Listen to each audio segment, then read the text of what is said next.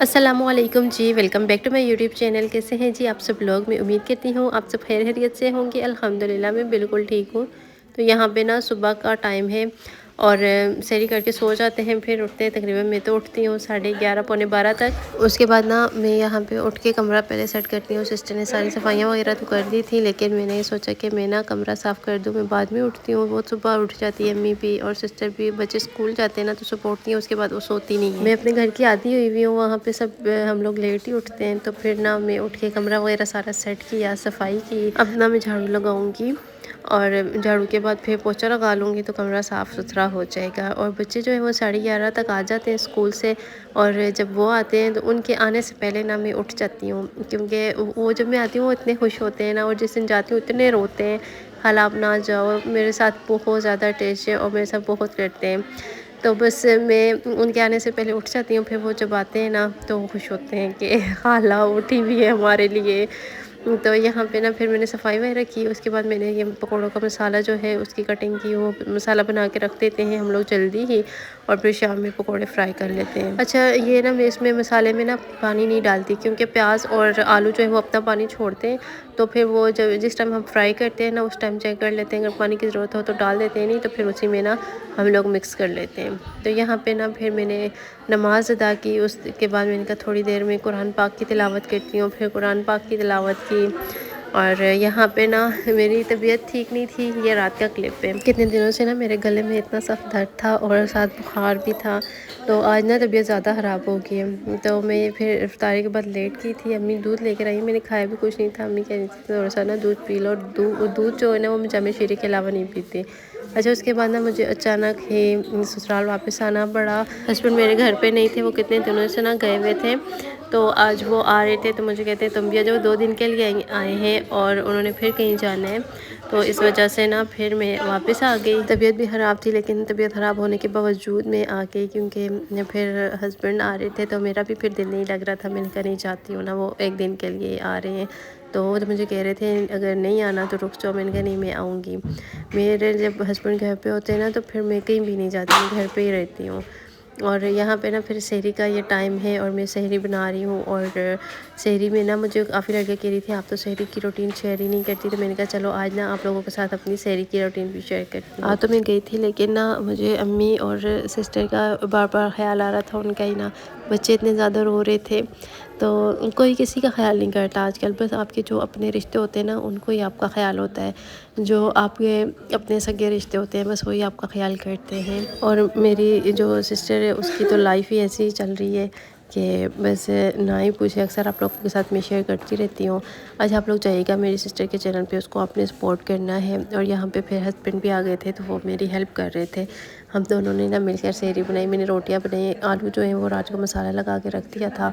तो मुझे ना आलू की भुजिया अच्छी लगती हैं और इन्हें भी वही पसंद है। तो वो कह रहे थे कि चलो मैं आलू फ्राई कर देता हूँ, तुम ना साथ में रोटियाँ बना लो। तो मैं बस अभी वही रोटियाँ बना रही हूँ और वो आलू फ्राई कर रहे हैं। तो हम दोनों ना अक्सर मिलकर काम करते हैं। वहाँ पे भी मैं अकेली होती हूँ, तो जब ज़्यादा काम होता है ना तो वो मेरे साथ किचन में आ जाते हैं, तो हम दोनों ना मिलकर काम कर लेते हैं। तो यहाँ पे बस वही आलू फ्राई कर रहे हैं और मैं साथ बाकी का देख रही हूँ सहरी में जो भी बनाना है। सहरी की रूटीन में ना अक्सर रिकॉर्ड नहीं करती, क्योंकि सहरी का टाइम इतना शॉर्ट होता है।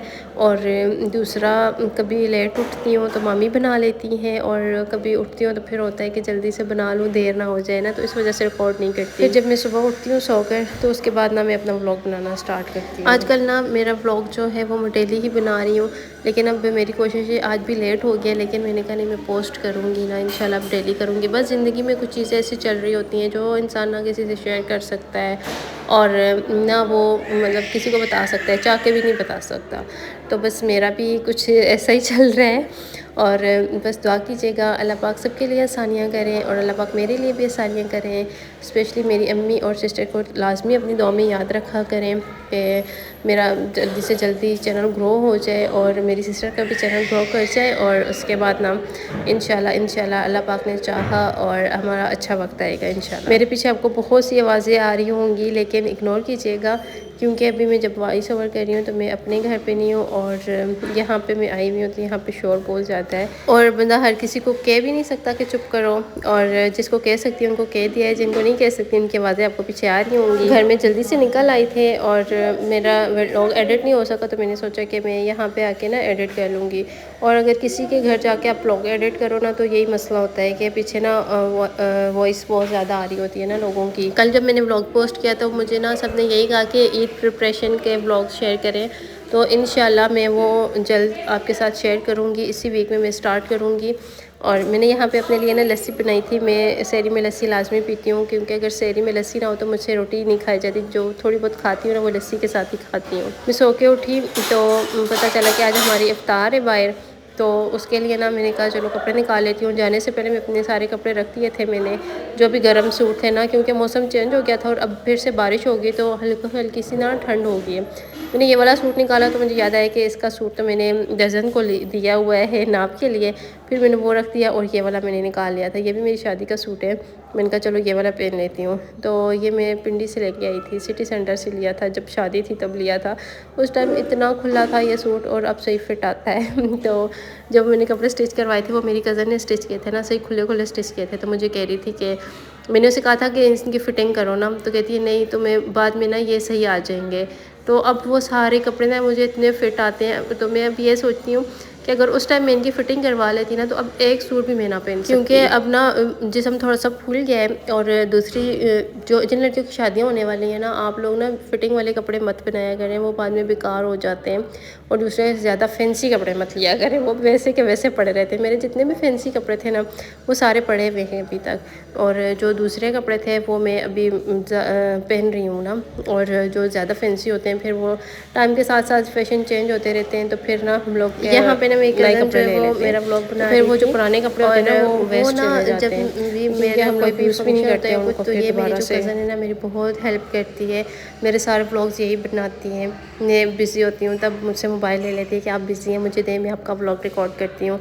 तो ये ना मेरे बहुत काम आती है और मुझे अच्छी भी बहुत लगती है। और यहाँ पे भी ना मैं नमाज़ पढ़ रही थी तो वो मुझे कहती है कि मुझे देना, मैं फ्रूट चाट बनाने लगी हूँ, तो मैं आपका ब्लॉग रिकॉर्ड करती हूँ। हम लोग सब यहाँ पे इनवाइटेड थे ना, सब आए हुए थे।